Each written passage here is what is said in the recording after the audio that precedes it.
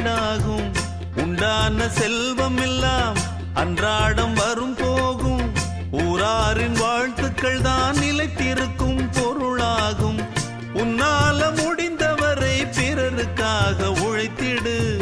இல்லாத வறியவர்க்கு இயன்றவரை உதவிடு. கண்ணீரை கண்டவுடன் கைவிரலால் துடைத்திடு. உன் பேரை சரித்திரத்தில் மனிதன் என்று பொறித்திடு. இன்னொருவன் வாழ ஒரு ஏணியைப் போல் மாறு. உள்ளம் உள்ள உன்னை இங்கு வெல்லுறவன் யாரு?